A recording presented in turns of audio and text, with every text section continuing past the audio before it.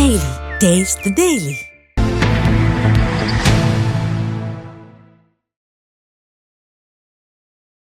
விருதுநகர் மாவட்டம் சாத்தூர் அருகே உள்ள 7000 பண்ணையில் துணை முதலமைச்சர் உதயநிதி ஸ்டாலின் பிறந்த நாளை முன்னிட்டு மின்னொளி வாலிபால் போட்டி நடைபெற்றது. வாலிபால் போட்டியில் கோவில்பட்டி, வத்திராயிருப்பு, தூத்துக்குடி, பரமக்குடி, குருவிக்குளம், 7000 பண்ணை, தேனி, பழனி ஆகிய பகுதியிலிருந்து 25 அணிகள் போட்டியில் கலந்து கொண்டன.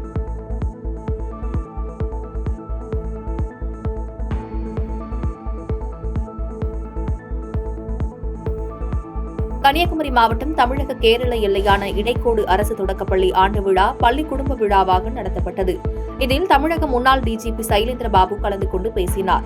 அரசு பள்ளியில் படிக்கும் அனைவரும் உயர்நிலைக்கு வருவார்கள் என அவர்களை பெற்றோர்கள் ஊக்கப்படுத்தி படிக்க வையுங்கள் என்று கேட்டுக் கொண்டார்.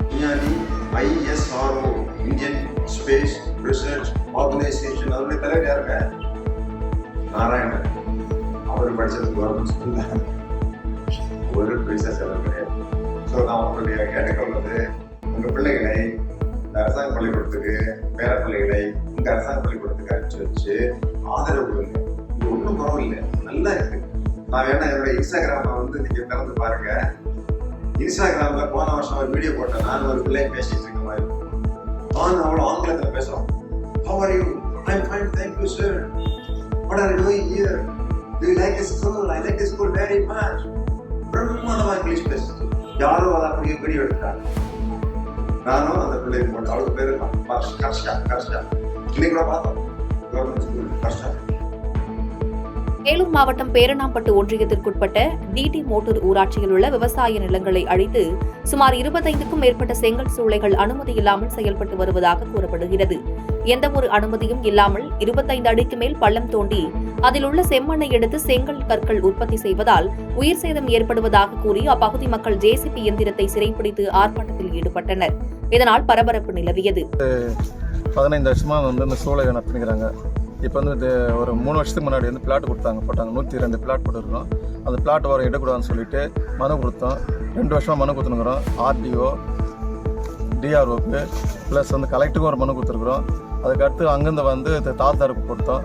தால்தார் என்ன பண்ணால் ஆய்வு பண்ணார். மணியாகார், டிடி, ஆர்ஐ இவங்கெல்லாம் ஆய்வு பண்ணி பார்த்துட்டு இதுமேல் எடுக்கக்கூடாது, இது எடுத்தாக்க பிரச்சனை ஆகுன்னு சொல்லிட்டு அப்படி இது பள்ளத்தை புதைக்கணும்னு சொன்னாங்க. அதையும் ஏரியிலேருந்து மண்ணு தரணுங்க, நீங்கள் கொச்சிங்க அப்படின்னு சொன்னாங்க. அதையும் மீறி போன முறையே திருப்பி அதை மீறிட்டு போன முறையும் எடுத்தாங்க ஒரு மாதத்துக்கு முன்னாடி. திருப்பி அப்போ மணியாகார் நேரடியாக நாங்கள் போராட்டம் பண்ணுறோம் அப்படின்னு சொன்னதுக்கு வேணா இந்த ஒரு மாதிரி விட்டுருங்க, அவங்க இதுமாரி செய்ய மாட்டாங்க அப்படின்னு சொன்னாங்க. இருந்தாலும் திருப்பியும் இன்னைக்கு கடலூர் மாவட்டம் வடலூரில் தமிழக அரசால் தடை செய்யப்பட்ட புகையிலை பொருட்களை கடத்தி வந்த இளைஞரை போலீசார் கைது செய்தனர். வடலூர் ஞானப்பிரகாசம் தெருவை சேர்ந்த விக்னேஷ் என்பவர் வீட்டில் சோதனை செய்த காவலர்கள் 7 மூட்டையில் 5250 புகையிலை பாக்கெட்டுகளை பறிமுதல் செய்தனர். இதனைத் தொடர்ந்து விக்னேஷ் என்பவர் மீது வழக்கு பதிவு செய்து போலீசார் கைது செய்தனர்.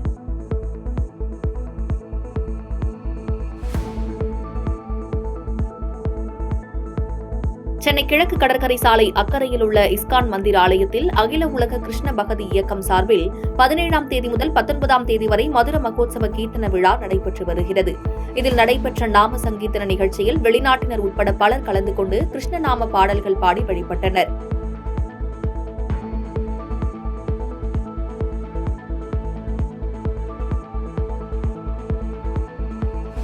கன்னியாகுமரி மாவட்டம் நட்டாலம் அருகே வீட்டுடன் சேர்ந்திருந்த கோவிலுக்கு மர்ம நபர்கள் தீ வைத்ததால் பரபரப்பு ஏற்பட்டது. தீயை பொதுமக்கள் விரைந்து வந்து அணைத்ததால் பெரும் விபத்து தவிர்க்கப்பட்டது. வீட்டின் உரிமையாளர் மார்த்தாண்டம் காவல் நிலையத்தில் புகார் அளித்துள்ள நிலையில் புகாரின் பேரில் போலீசார் விசாரணை நடத்தி வருகின்றனர். 61 வருஷமா இந்த இடத்துல வாழ்ந்துட்டு இருக்கேன். முன்னொரு காலத்துல இந்த இடத்துல ரொம்ப தொல்லை தராங்க, ரொம்ப கஷ்டப்படுறாங்க, ரொம்ப கேவலமா பேசியாங்க, ரொம்ப கொடுமை பண்ணியாங்க. இடத்த விட்டு விரட்டுவேன், இந்த இடத்துல வாழ விட மாட்டேன், இந்த இடத்துல இருந்து விரட்டி காட்டுவேன், தலையை எடுத்துருவேன், கல்லறைக்குடியை இடிச்சிருவேன், வீடை இடிச்சிருவேன், கோயிலை இடிச்சிருவேன் எல்லாமே சொன்னாங்க. இப்போ கோயிலை இடிச்சு வீடையும் தீ கொடுத்து எரிச்சிருக்காங்க. திண்டுக்கல் மாவட்டம் சின்னாலப்பட்டியில் உள்ள பீரோ கம்பெனியில் பொங்கல் விடுமுறை முடிந்து பணிக்கு வந்த பணியாளர்கள் கம்பெனியில் சுத்தம் செய்யும் போது பணியில் ஈடுபட்டிருந்த போது திடீரென தீ விபத்து ஏற்பட்டதால் பரபரப்பு ஏற்பட்டது. தொடர்ந்து தகவல் அறிந்து வந்து சம்பவ இடத்திற்கு வந்த தீயணைப்பு துறையினர் தீயை அணைத்து கட்டுக்குள் கொண்டு வந்தனர்.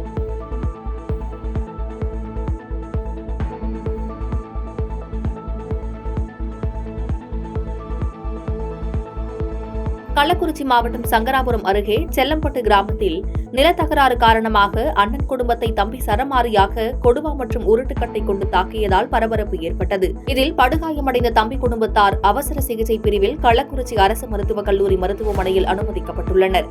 இதுகுறித்து சங்கராபுரம் காவல்துறையினர் விசாரணை மேற்கொண்டு வருகின்றனர்.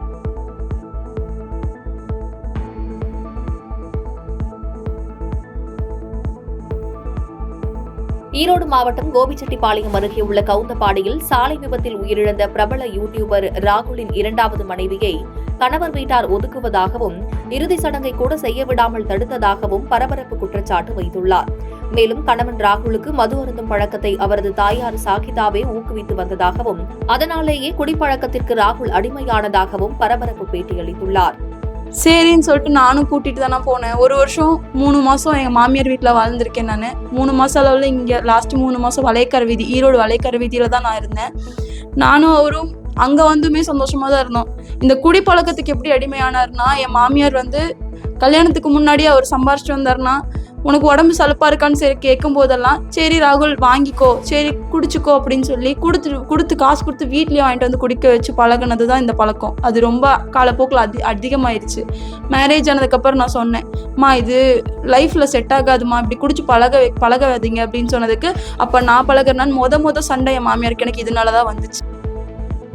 திருநெல்வேலி மாவட்டம் சேரன் மகாதேவியில் போலீஸ் பொதுமக்களிடையே நல்லுறவு ஏற்படுத்தும் வகையில் பொங்கல் விளையாட்டுப் போட்டி நடைபெற்றது. இதில் முறுக்கு கடித்தல் போட்டி, பாட்டிலில் தண்ணீர் நிரப்புதல், சைக்கிள் மெதுவாக ஓட்டுதல் உள்ளிட்ட பல்வேறு விளையாட்டுப் போட்டிகள் நடைபெற்றது.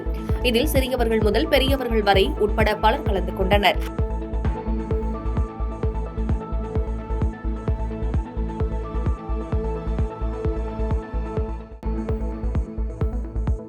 பாதகம் செய்பவரை கண்டால் நாம் பயம் கொள்ளலாகாது பாப்பா. மோதி மிதித்து விடு பாப்பா, அவர் முகத்தில் உமிழ்ந்து விடு பாப்பா. அண்மை செய்திகளை உடனுக்குடன் தெரிந்து கொள்ள இணைந்திருங்கள் எம் நாடு தொலைக்காட்சியுடன்.